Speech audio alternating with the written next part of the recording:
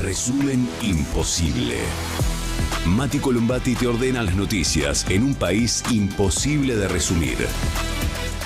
Maldita suerte, una mirada crítica de una realidad absurda.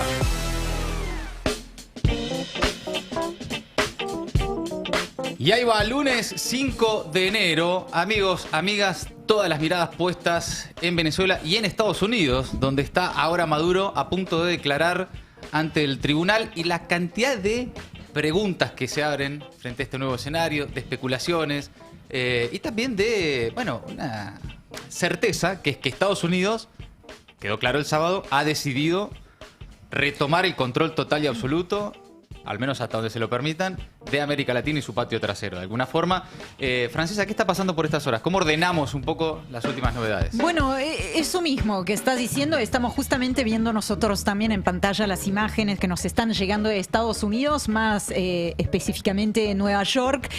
Esas imágenes lo muestran a Nicolás Maduro junto con su esposa Silvia Flores durante el traslado a un tribunal federal de esa ciudad, donde están compareciendo este lunes después de haber sido secuestrados por Estados Unidos el sábado. Ambos enfrentan diversos cargos ligados al narcotráfico. Alineado, ¿no?, con la retórica de Estados Unidos desde hace varios meses. Sabemos que Venezuela no es un país de producción de drogas, que la droga que llega a Estados Unidos llega más bien por el Pacífico que el Caribe y un largo etcétera, pero es una acusación consistente con la retórica de la Casa Blanca. Bueno, ¿qué podría cambiar ese escenario por estas horas? Me parece la reacción de la comunidad internacional, básicamente, ¿no? Pero que estamos viendo muy dividida. No es sorprendente, existe una grieta que se volvió a reflejar ante los acontecimientos de las últimas horas. Hubo en las primeras horas después del secuestro de Maduro unos pronunciamientos individuales de dirigentes políticos de distintos países. Hubo también pronunciamiento de cada gobierno, ¿no?, a su manera. No siempre, hay que decirlo, ordenados por el sesgo de derecha e izquierda, ¿no? A veces se complejiza un poco. Sí, claro. Después vamos a ver más en detalle con vos, Mati, cómo fue, por ejemplo, el espectro de reacciones acá en la Argentina. Larreta diciendo, bueno, existe una línea, por ejemplo, roja, un Milei diciendo vamos con todo, ¿no? Digo, siendo parte de un amplio universo de la derecha. No alcanza, quiero decir, esa grilla de lectura sin binaria duda, que simplemente dice si estás a la derecha opinas de tal manera y si estás a la izquierda opinas de otra manera. Sin duda, por eso a muchos les ha pasado en los últimos días de coincidir con lo que dicen gente que, en teoría, ocupa posiciones ideológicas muy distintas. El caso de Marine Le Pen un poco nos pasó a todos, que leíamos Totalmente a Marine Le Pen y decíamos, estoy de acuerdo con esta señora, ¿qué me está pasando? Claro, y pero que porque todo está ahí, ¿no? Sí, que también tiene que ver con cómo es la ultraderecha en Europa, que tiene otras características, que acá en la región la derecha, la ultraderecha se construyó con Washington y en Europa se construyó más bien en contra de Washington y también de Bruselas. Entonces son como fuerzas políticas que reivindican cierta soberanía. Por lo tanto, un Estados Unidos invadiendo a un país soberano, más allá de lo que uno pueda opinar de Nicolás Maduro, no gusta. Claro. No gusta tanto como acá, en todo caso, como en a la derecha región. de acá, claro. Pero de verdad, al mismo tiempo, digamos que no, la grilla de lectura binaria no alcanza. Es verdad que hay tendencias, eso sí, digo, principalmente la celebración y el apoyo a la injerencia de Estados Unidos, a los bombardeos, la invasión, el secuestro de Maduro, etcétera, en lo que tiene que ver con justamente la internacional reaccionaria y principalmente una reacción de denuncia y de rechazo por parte del universo progresista, campo nacional popular y demás. Ejemplo, México, Chile, Brasil y Colombia, que tuvieron una reacción muy pronta, ¿no? Y que además se unieron en un comunicado conjunto con Uruguay y España para rechazar sin peros la acción estadounidense, ¿no? Claro, eso fue muy concreto, ¿no? Todos los países no alineados con Estados Unidos tuvieron un pronunciamiento rápido y claro. muy claro y en contra de la intervención de Estados Unidos en territorio venezolano. Totalmente. Que ya venían advirtiendo. Ahí también hay como una consistencia, una coherencia con lo que Lula desde Brasil venía advirtiendo, o Claudia Sheinbaum desde México y demás. Con el correr de las horas, lo que se ve es un intento de articular una respuesta entre países, ¿no? No solamente cada gobierno saliendo efectivamente con su pronunciamiento propio, sino tratando ya de pensar en una respuesta más articulada frente a una estrategia expansionista, la estrategia estadounidense, que es muy voraz y que es muy veloz y que hoy está afectando directamente a las y los venezolanos, pero que entendemos que no empieza ni termina en Venezuela, que bien podría ser un preludio, que es lo que decías vos hace instantes, ¿no? Y que el propio Trump se encargó de dejarlo clarísimo en las últimas declaraciones, ¿no? Totalmente. Trump lo que viene haciendo en las declaraciones de estas últimas horas, en reiteradas oportunidades, es ubicar en el mapa de los problemas para resolver o a resolver en nombre siempre de la seguridad nacional, el interés nacional de Estados Unidos, bueno, de ubicar en ese mapa de problemas a varios países de la región. Dijo, y no me estoy refiriendo a declaraciones de hace semanas, este mismo fin de semana, después de los bombardeos que hemos visto, después del secuestro de Maduro, bueno, dijo que le suena bien una invasión a Colombia. Le suena bien una invasión a Colombia. Colombia, donde sabemos acusa a Gustavo Petro, como lo hizo con Nicolás Maduro en su momento, sin aportar pruebas de ser miembro del narcotráfico. También dijo en reiteradas ocasiones que Cuba ya está a punto de caer. Viene insistiendo mucho sobre ese punto en particular. Y atrás viene Marco Rubio y ratifica, ¿no? Totalmente, que es el sueño húmedo del secretario de Estado de Estados Unidos, Marco Rubio, que es uno de los artífices también de esa política muy agresiva respecto de la región y el hemisferio occidental en general. También dijo, hay que hacer algo con México, ¿no? Porque los carteles gobiernan el país. A lo que justamente es interesante, como siempre, ella que tiene mucha cintura diplomática, a lo que Claudia Sheinbaum le recordó este lunes al presidente que América no pertenece ni a una doctrina ni a una potencia y que el continente americano pertenece a los pueblos de cada uno de los países que lo conforman. Uno podría pensar que es como bastante básico, pero estamos en un momento en que es necesario recordárselo al presidente estadounidense. Además de esto, podríamos ubicar en ese mapa de intereses a Groenlandia, que nombró en varias ocasiones también Donald Trump, diciendo, bueno, hace meses que viene amenazando con anexionar a Groenlandia. Ahora dice, nos vamos a ocupar, pero dentro de unas semanas, ¿no? Dentro de un par de meses, ahí vamos a meter mano. Ahora, volviendo a la idea de una respuesta articulada, Mati, frente a ese escenario de muchísima complejidad. Ayer tuvimos el ejemplo fallido de la comunidad de estados latinoamericanos y caribeños. Gustavo Petro, que en este momento es el presidente pro tempore de la CELAC, convocó a una reunión de urgencia de cancilleres y no hubo consenso para emitir una declaración conjunta. ¿Quién se opuso en ese concierto de más de 30 países de la región del continente? Bueno, Javier Milei. Claro. No solamente él y otros 9 países, pero ahí sí vemos, por eso decía, la grilla binaria derecha-izquierda no alcanza, pero sí, por supuesto, que hay tendencias y hay gente que desde ya, como Javier Milei, está totalmente y siempre alineada con lo que vaya a hacer y decir Estados Unidos. Así que por ese lado no funcionó. Hoy hay otro intento, está sucediendo ahora mismo mientras estamos hablando, otro intento de una respuesta eventualmente coordinada, no va a ser fácil de lograr, en el Consejo de Seguridad de las Naciones Unidas, ¿no? Hasta ahora, sobre los grandes asuntos y conflictos que convulsionan el mundo, el Consejo de Seguridad de la ONU no ha podido, no ha sabido y no ha querido tomar medidas claras. Digo, pienso Ucrania, pienso Gaza, bueno, no sé qué se podría presentar de una manera distinta en este contexto. Sabemos que hay una necesidad de reforma de todo lo que tiene que ver con el sistema de gobernanza global y que hoy no está atendiendo a los grandes desafíos de este momento. Y no, vamos a ver, te digo, esto está sucediendo ahora, cada uno está tomando la palabra, pero digo, no es que haya enormes expectativas puestas ahí. Empiezan a circular algunas declaraciones de Maduro, ya desde Estados Unidos. Ahora vamos a tratar de tener el testimonio, pero se declara inocente, dice Así que es es el presidente de Venezuela y que es un hombre decente. Esas son los primeros testimonios, las primeras declaraciones textuales de Maduro luego de ser secuestrado y extraído de su propio país el sábado, ¿no? Sí. Totalmente. Él junto con su esposa. Claro. Otro de los datos que salió recién es que parece que va a contratar al mismo abogado que Julian Assange. Así es, sí, también lo vi en los titulares de los últimos minutos. Yo creo que podemos empezar por ahí. Justo estamos compartiendo la foto que difundió, la primera foto que difundió Donald Trump, de un Nicolás Maduro en yoguineta, esposado, con los ojos vendados. Esto es una foto que busca claramente, no es solamente la foto, pero digo, viene a disciplinar no solamente un país, no solamente una fuerza política, busca disciplinar esa foto y ese accionar estadounidense a toda una región.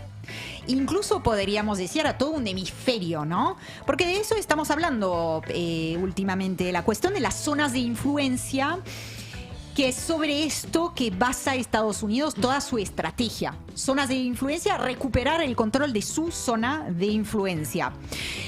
Yo creo que como premisa, y después podemos hablar de Maduro, si es decente, no decente, las elecciones, etcétera. Pero primero tiene que venir la condena. Y también es importante recordar que las invasiones no son en algunos casos buenas y en otros malas. No funciona así. Las invasiones son invasiones, no importa el país donde esto ocurra, ni siquiera importa la calidad del gobernante, que puede ser descabezado, derrocado, en algunos casos lo hemos visto asesinados, claro, o extraídos, secuestrados y llevados ante la justicia de Estados Unidos. No importa. Invadir un país soberano es ilegal. Empecemos por ahí, porque claro, hay un problema últimamente, ¿no? Sí, no es moral, es legal. Claro, primero es ilegal, viola la Carta de las Naciones Unidas, sepulta el derecho internacional, y es ahí recién que le sumaría una dimensión moral, pero eso es una opinión personal. Yo creo que es parte de esa crisis moral que convulsiona, que atraviesa la comunidad internacional y de la que venimos hablando mucho en esta mesa en la relación a Gaza. Me parece que uno no puede de todo sacar de la ecuación y de la lectura a Gaza, que es claramente un laboratorio de impunidad, una normalización total del uso brutal de la fuerza, que es una suerte de ensayo con el respaldo del propio Donald Trump, que hace unos días atrás estaba recibiendo nuevamente al primer ministro Benjamin Netanyahu, que es genocida y que es prófugo de la justicia internacional. Digo, hay que ponerlo en contraste con lo que está pasando con Nicolás Maduro. Claro, definitivamente, en general, el nivel de hipocresía con el que se posicionan, ¿no? Los líderes, pero en general también, es parte de la conversación, ¿no? Hay ataques que son buenos y ataques que son malos, líderes que merecen ser derrocados y líderes que están injustamente cuestionados. Bueno, claro, entonces es todo atravesado según tu forma de entender el mundo. Exacto, tus simpatías. Tus simpatías y tu sesgo ideológico. Claro, más allá de lo que se puede o lo que no se puede o lo que no se debe hacer, ¿no? Totalmente, hay una relación parecida con la cuestión de las violaciones a los derechos humanos. Claro, ¿viste? sí, Que sí. según quién, según más quién, o menos. según Claro. dónde, bueno, más Claro. o menos. Y todo esto hace más que nada que el mundo hoy es más peligroso que una semana atrás, hay que decirlo, porque Claro. sienta un precedente. De hecho, algo de eso me parece Cristina dice en su mensaje, que es un precedente o un antecedente de alcance global y que sin lugar a dudas, Mati, y aunque no se puedan anticipar, va a tener consecuencias. Muchos analistas por estas horas están mencionando el caso de Taiwán con Claro. China, están mencionando el caso de Ucrania con Rusia. Sí, sí. Donald Trump, con su propia política colonial imperialista, también está permitiendo algo, también está preparando el escenario de más cambios en el mundo, que no todos van a ser protagonizados por el propio Trump. Habilita, permite, es realmente peligroso. ¿Qué más decirles? Bueno, la semana pasada justo cerramos el año diciendo textualmente, yo me acordé de estas palabras cuando vi las primeras imágenes el sábado, dijimos textualmente en esta mesa, Trump puso en 2025 la guerra a las puertas de América Latina. Claro, totalmente. Trajo la guerra acá. Y el sábado La guerra ya no estaba a las puertas, estaba en América Latina. Claro. En el mismo día, que no es un dato menor para nosotros acá en la Argentina, el mismo día en que Argentina conmemoraba un nuevo aniversario de la invasión militar del Reino Unido a las Islas Malvinas. Digo, Claro. como viendo un mapa también del lugar históricamente que se le quiso dar a la región, ¿no? Estados Unidos, entonces, repasando muy brevemente, pero bombardeó Venezuela. Bombardeó varios puntos de Venezuela, entre ellos la capital Caracas, objetivos militares, objetivos civiles. Inédito. Con un saldo de víctimas que todavía no está cerrado, que hay distintas fuentes y versiones, podría ascender, por ejemplo, a 80 según el diario estadounidense New York Times. Lo que sí sabemos que ese balance incluye al menos a 32 militares cubanos, que son los que integraban la seguridad, el círculo más estrecho de seguridad de Nicolás Maduro, ¿no? Entonces Estados Unidos bombardeó Venezuela, secuestró, porque esta es la palabra, a Nicolás Maduro, a su esposa, y luego anunció, y con esto nos vamos a quedar, luego anunció que gobernará el país.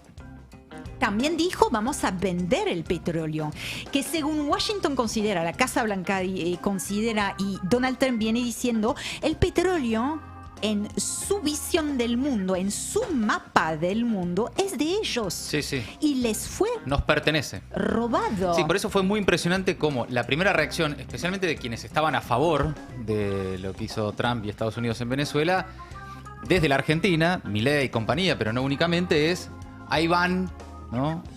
Los hombres de la libertad a liberar. a rescatar a un pueblo de la tiranía de Maduro.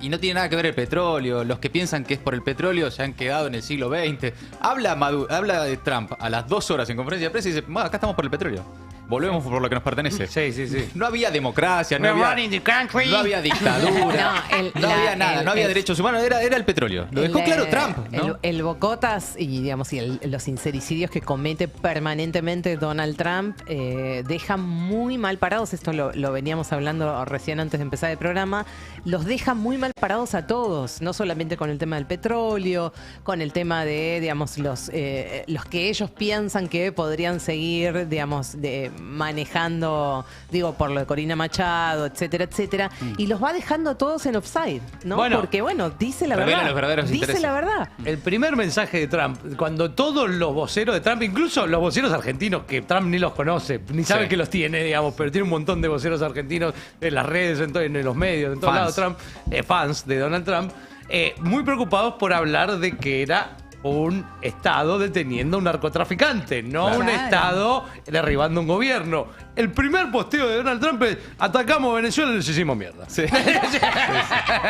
A Venezuela ya se olvidó. Chao. Lo llevamos a Maduro. A Sí, cagar. Donald Trump ya hace tiempo igual, ni siquiera se molesta en agitar la falsa bandera de la libertad y Tal la cual. democracia. Tal Ha cual. dejado de hacerlo. Sin duda. Me parece que para él es un desgaste innecesario. Al pedo, claro. Si simplemente puede bombardear un país soberano y secuestrar a quien lo dirige. Y Ya. decir Claro. que se va a quedar con el petróleo y que va a manejar ese país. Ah, ¿para qué andar esforzándose en todo un discurso de la libertad, cual. de libertad No, duradera, y todas democracia. esas cosas que No, decían por antes? eso era muy extraordinario ver acá en la Argentina a los nuestros incorporando ese discurso de Increíble. esto es por la libertad, por la democracia, contra la tiranía de no sé quién. Y Trump está hablando de petróleo. Totalmente. Sin vuelta. Recién mencionábamos ustedes a María Corina Machado. Esto es otro punto interesante porque Estados Unidos descartó que ella fuera la persona indicada para liderar la transición, que la oposición incluso, más allá de ella, pero a ella la nombraron, fueron consultados por el Premio Nobel de la Paz y dijeron, bueno, esta no es la persona, es fantástica, dijo Marco Rubio, es una persona fantástica, pero no tiene los apoyos suficientes. Very Y es un nice, poco- very nice. Very nice. It's La, very nice. la verdad... Very nice, pero no. Quiso el Don't Nobel, have the respect. claro, quiso ella el Nobel de la Paz, que se quede con el Nobel de la Paz. Claro. Igual todo lo que estamos diciendo es muy dinámico, estamos en las primeras horas, podría haber más sorpresas, pero en este momento lo que hicieron es correr a un costado a la oposición. La idea misma de convocar a elecciones no existe y lo dijo también Donald Trump. Acá vamos primero por el petróleo, ordenar el país y tal vez en algún momento haya elecciones. Eso era muy gracioso también, porque Marco Rubio le pasaba lo mismo. Le preguntaba, ¿cómo va a ser el gobierno de Venezuela? El petróleo es muy importante, le contestaba. No, te estoy hablando del No, gobierno. el gobierno. ¿Quién va a gobernar? Petróleo. Sí. Bueno, en medio de todo esto, ¿quién quedó a cargo? Quedó a cargo la vicepresidenta Delcy Rodríguez, que acaba hace minutos de ser juramentada justamente por la Asamblea de Venezuela. Ella quedó a cargo por decisión del Tribunal Supremo de Justicia de Venezuela. Con el respaldo, ojo, esto no es nada menor, más todavía tratándose de Venezuela, con el respaldo de las Fuerzas Armadas Bolivarianas. Clave. Habló este domingo justamente Vladimir Padrino, que es el ministro de Defensa, para manifestar total sintonía con la decisión de justicia y con el mandato interino de Delcy Rodríguez. Y también bajo tutela, o busquen la forma que más les guste para decirlo, o bajo amenaza, mejor tal vez, bajo amenaza de Estados Unidos, que ya le advirtió que lo pagará muy caro si no sigue las instrucciones digitadas desde Washington. Lo ha dicho también en varias oportunidades, en distintos intercambios con la prensa. Es como, está todo bien con Delcy siempre y cuando obedezca a nuestras órdenes. Delcy, que es una figura clave en el armado de gobierno, que es un actor clave en lo que es la gestión de los recursos, del petróleo, del gas, y también un actor clave en la relación con los actores externos. Entonces yo creo ahí que hay una decisión también casi pragmática, tengo ganas de decir, por parte de Estados Unidos, de mantener a una persona que pueda hacer puente con un armado, una estructura que desde hace más de 2 décadas está liderada por Maduro. No es tan fácil como descabezar a un gobierno y dejarlo, liberarlo a su suerte. Porque no, esto no es exactamente Libia. Totalmente. Si bien es Libia quiero decir, es Libia, en la intención injerencista, en eso de invadir, de hacerlo por sus propios intereses, en nombre de falsos pretextos, etcétera, hay claramente un paralelismo que uno solo puede notar. Pero después está... Pero sin provocar un vacío de poder, en este caso. Y es que Porque el chavismo está en la plana mayor del chavismo sigue en el gobierno. Bueno, Solo salieron de Venezuela Maduro y su esposa. Totalmente. Y a esta hora, las fuerzas militares, la plana mayor del chavismo. Sí, Diosdado Cabello, que hoy es estaban la todos, persona... Hoy había una reunión de gabinete, Delcy Rodríguez, Diosdado Cabello. Padrino. Todos diciendo, bueno, listo, no está Maduro, pero nosotros seguimos. Nosotros seguimos por la patria, ¿no? Eso uno supone, después de la intervención del sábado, que eso más o menos tiene que estar conversado con Estados Unidos. Hay algo que tiene que estar conversado, no sé en qué términos. No sé cuáles serán los términos del acuerdo, pero hay mínimamente una conversación. Bueno, en principio lo que vos decís es una amenaza flagrante, que es, bueno, hacé lo que te decimos. Amenazó con otro ataque también. Tenemos un montón de portaaviones ahí, o sea, hace esto o te va a pasar algo peor que a Maduro. Después, lo que pensaba Ori es que en relación a este paralelismo que estás haciendo con Libia, es que es interesante Libia, Irak, no sé. Sí, pero es interesante que algo hayan aprendido en todo caso. Vamos a ponerlo en términos de pensar que algo han aprendido de lo de Libia. No sé si aprendieron algo. Yo creo simplemente que tienen a Venezuela ahí nomás, lo necesitan acceder a los recursos. Pero digo, descabezar todo significa también no saber cuáles son las consecuencias internas con una posible, no sé, una guerra interna, una guerra civil. Es decir, hay como una idea de que se puede joder feo. No, si se despelotaba todo, no había forma de garantizarle los negocios a las petroleras de Estados Unidos. Exactamente. No sé si lo aprendieron. Tal vez no les importaba mucho lo que podía pasar en Libia, que nos parece muy lejano, y acá lo tienen a sus puertas y ya tienen a 8 millones de personas, venezolanos y venezolanas, exiliadas. Entonces, como que me parece que hay una ecuación que es un poquito distinta en eso de la cercanía geográfica y también de recuperar el control. Sí, Marco Rubio un poco lo dice, que también, digamos, es bastante sincero. En algunas declaraciones un poco más cuidadoso que Donald Trump, pero dice, le preguntan por María Corina y qué sé yo, y dice, mira, ahora necesitamos gente que esté adentro de Venezuela. El 90% de la oposición de venezolana no está dentro de Venezuela. Nosotros necesitamos manejar el país ahora. No, y que nadie en la oposición venezolana hoy tiene capacidad para manejar las Fuerzas Armadas bolivarianas. No lo tienen. Y si no manejas las Fuerzas Armadas, no te puedes sentar con nadie, a nada. Y eso sí lo maneja todavía hoy el chavismo. Por lo menos lo que se vio en las últimas horas es eso. Sí, obvio. Es que no es la caída de un régimen, como dicen algunos. No. Secuestraron a Maduro y habrá que ver cuál es la suerte de Maduro. Si algo de lo conversado, lo negociado incluía si eso. hay algo pactado o no, no lo sabemos. Claro, bueno. Incluía eso o no. Pero cuando vos ves que hoy lunes está toda la plana mayor del chavismo hoy haciendo una reunión de gabinete. Ahí, a esta hora, están jurando las autoridades de la Asamblea Legislativa, etcétera. Las Fuerzas Armadas continúan igual. No hay... Hoy le pregunté a un par de venezolanos que viven allá, que conozco. Sí. Le pregunté, che, ¿cómo está? Está todo tranquilo acá, no es que están las calles prendidas a fuego, no, está todo dentro de un estado de control.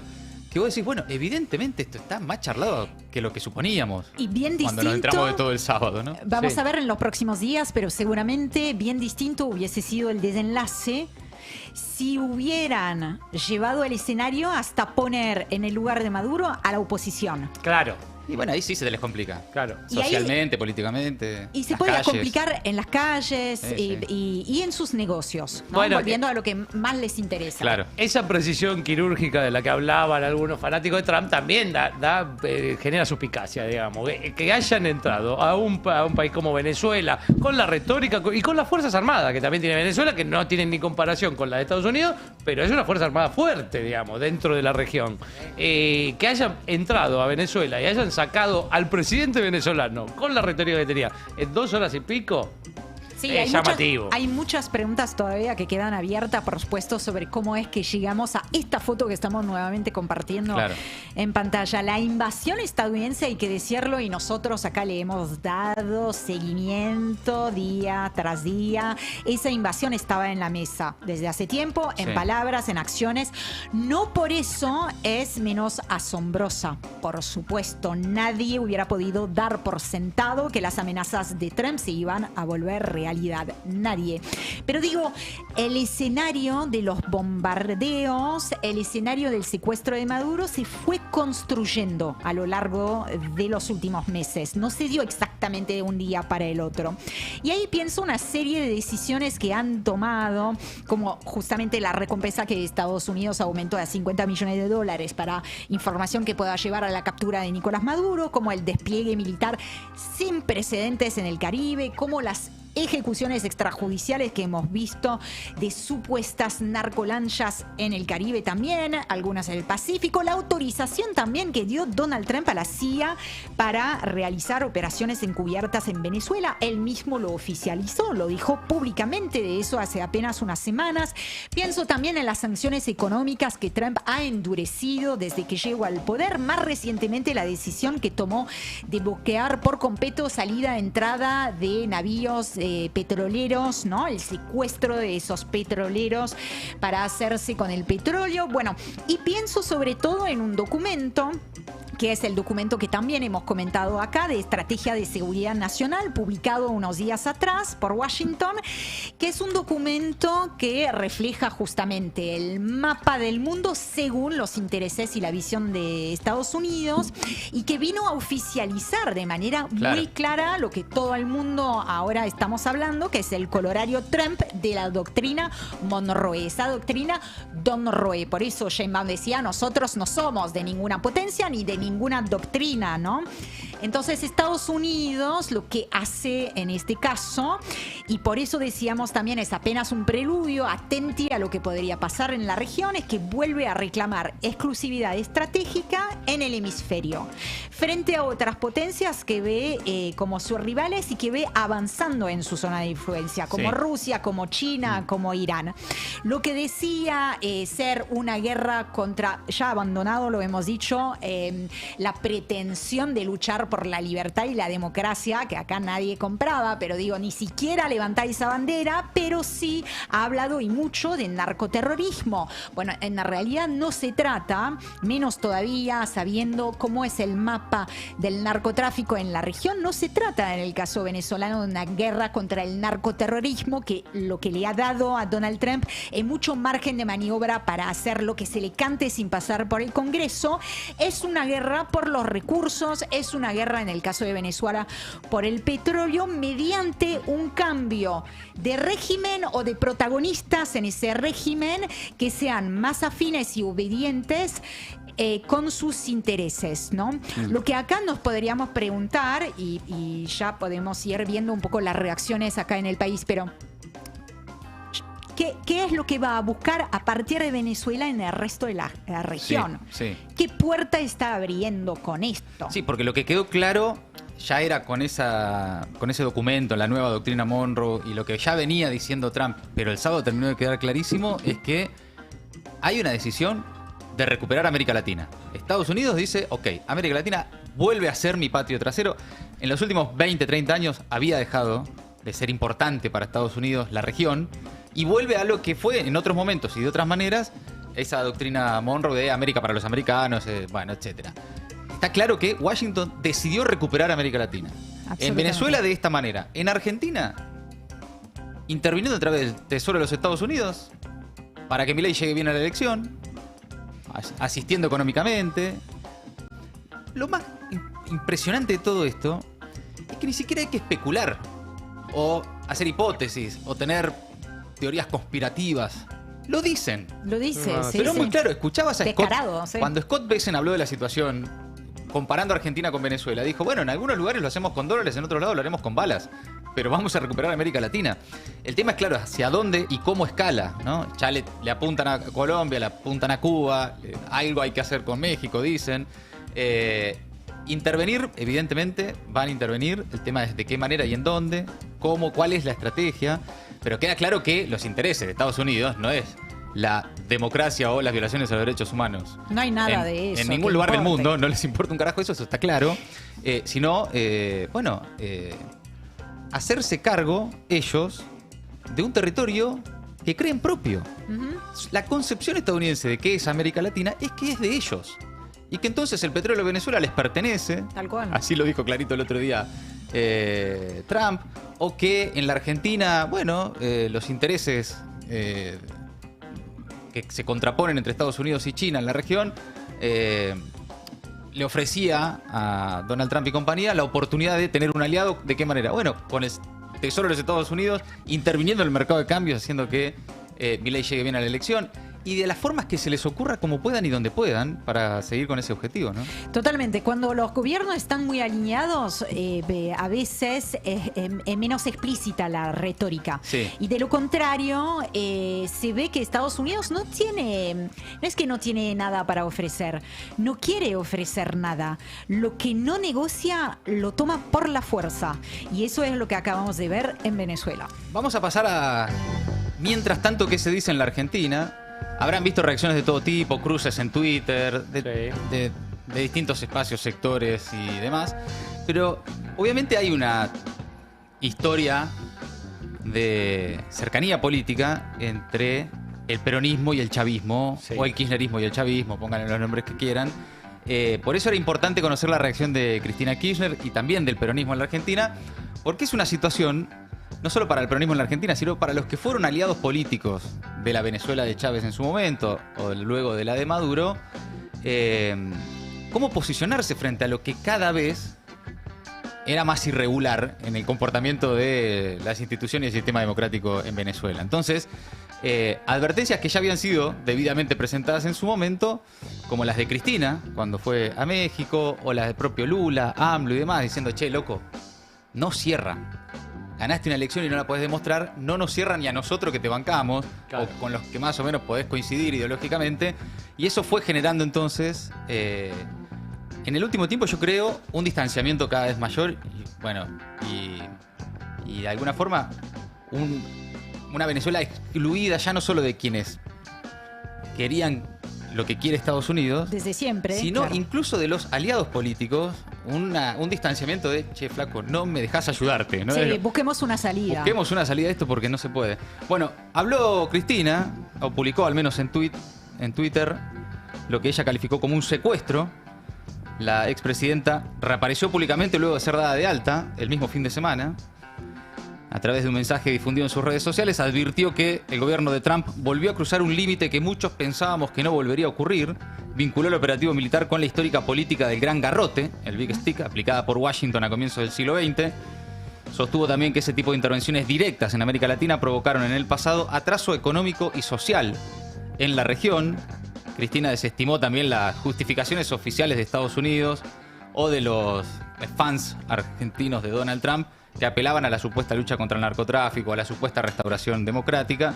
Dijo que el objetivo real de la denominada Operación Resolución Absoluta es apoderarse de la mayor reserva a nivel global de petróleo convencional a cara descubierta. La dirigente peronista también advirtió sobre las consecuencias del operativo, dijo que produjo la muerte de numerosas personas, algo que sigue sin estar del todo claro, Sí. ¿no? No. ¿Cuántos son? ¿Quiénes son? Claro. Cuba habló de un número de 32. 32 agentes cubanos. Hubo un comunicado oficial Sí. de las autoridades cubanas. Pero Venezuela no informó. No. Bueno, con también claridad, habla de la ¿no? deficiencia de información que hay en Venezuela y de Sí. cómo circula mal la información en Venezuela. El digamos. New York Times hablaba de unos 80. Sí. Unas 80 víctimas. Sí, porque al digamos. principio hablaban de 40 y después el New York Times dijo se duplica, como que se había duplicado, ¿no? Sí. Dentro de los cuales estarían entonces los 32 cubanos. Exacto. Bueno, y obviamente dijo que este antecedente habilitaría a cualquier potencia a violar la soberanía territorial de países más débiles para apropiarse de sus recursos estratégicos, que es el escenario que se abre, ¿no? La gran pregunta, bueno, ¿y ahora qué va a hacer Rusia con Ucrania, claro. ¿Qué va a hacer China con Taiwán? ¿O qué va a hacer al que se les cante las pelotas que pueda hacer lo que quiera con algún país vecino, siempre y cuando las correlaciones de fuerza lo acompañen? Los que no quieren a Cristina no la van a querer de ninguna forma. Hubiese puesto lo que hubiese puesto. Ah, está claro. Pero Sí. el comienzo fue. Muchos marcaron el comienzo. Es un poco raro, incluso con lo que la propia Cristina viene diciendo del régimen de Maduro. Sí. Que se puede estar a favor, en contra. Sí. Difícil, digamos, como el planteo, que el primer planteo es, se puede estar a favor de Maduro, pero lo que pasó es un poco raro con la propia violación que estaba denunciando Cristina. Sí, dijo, se puede estar a favor, en contra o no importarte el gobierno de Nicolás Maduro en Venezuela, pero nadie puede negar que el pasado sábado por la madrugada la administración de Trump en Estados Unidos volvió a cruzar un límite que muchos pensábamos que no volvería a ocurrir. Sí, me da la sensación que es un intento de sacar del medio qué Sí. pensás vos sobre Maduro y poner el foco en qué hizo Trump y Estados Unidos en un país soberano e independiente. Ahora, ¿qué relación hay entre el kirchnerismo y el chavismo? Bueno, histórica y solo Y estrecha. muy estrecha, pero además en términos hasta personales de Sí. Cristina con Sí, Chávez. obvio. Cuando murió Kirchner, en octubre del 2010, Chávez viajó a la Argentina, Sí. fue uno de los líderes regionales que se quedó. En ese caso, Chávez se quedó como 3 días en el país, pero están las recordadas fotos con Lula, con Evo, todos acompañándola a Cristina. Después del funeral en la Casa Rosada, Chávez acompañó a Cristina a Río Gallegos, a lo que fue una ceremonia familiar muy Muy íntima, íntima. como una comitiva íntima. Pero ahí estaba Chávez también, junto a Cristina, despidiendo a Néstor Kirchner. 3 años después, bueno, Cristina viaja a Caracas para participar del velorio de Chávez y cuando asumió Nicolás Maduro se da esa imagen que muchos libertarios en las últimas horas hicieron circular en las redes sociales, que es Cristina entregándole a Maduro la máxima distinción que se le puede dar a un jefe de Estado extranjero, el Orden del Libertador San Martín, ¿no? Esa es la foto que publicaron en las últimas horas, bueno, como diciendo ahí tenés, es cómplice de no sé qué cosa, etcétera, etcétera. Pero creo que, y esto lo hemos charlado, Ori, en su momento, hubo un momento de quiebre que fueron las últimas elecciones en Venezuela. Absolutamente. Las elecciones del 28 de julio de 2024, un quiebre en la relación con el gobierno venezolano y los gobiernos o dirigentes regionales que habían sido aliados, que acompañan, que coinciden, que fueron socios incluso políticos, ¿no? Porque además no faltaron los intentos, las falsas denuncias por parte de la internacional reaccionaria, que en su momento no se hacía llamar así ni se llamaba así, pero hubo intentos de golpe de Estado. O sea, había Sin motivos, duda, claro. digamos, de tener como una defensa cerrada de los procesos políticos en Venezuela.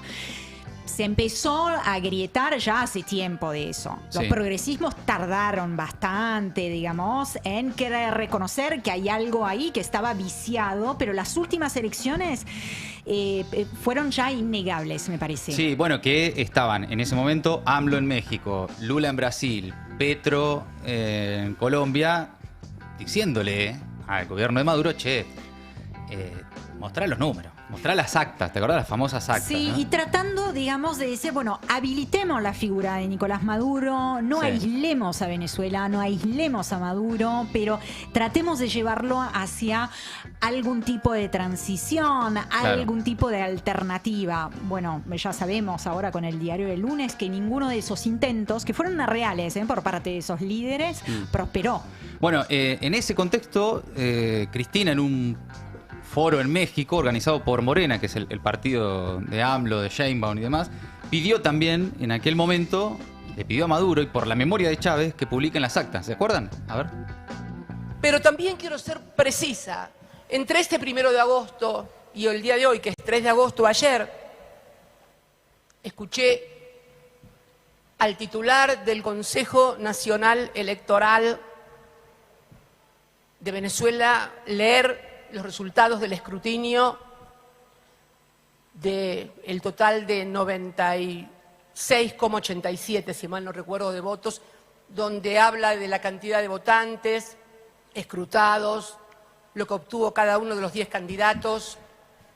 Ahora bien, todos sabemos, porque lo informó el propio el Consejo Nacional Electoral, que es un poder constitucional que había sido hackeado y que por lo tanto no tenían las actas para poder publicarlas. Pero también es evidente que si se ha podido abordar ese escrutinio que fue meticulosamente leído ayer con precisión de decimales en cada una de las candidaturas que se presentaron, es porque hay un sistema doble de soporte informático que fue hackeado, pero soporte de actas que fueron firmadas y remitidas al Consejo Nacional Electoral.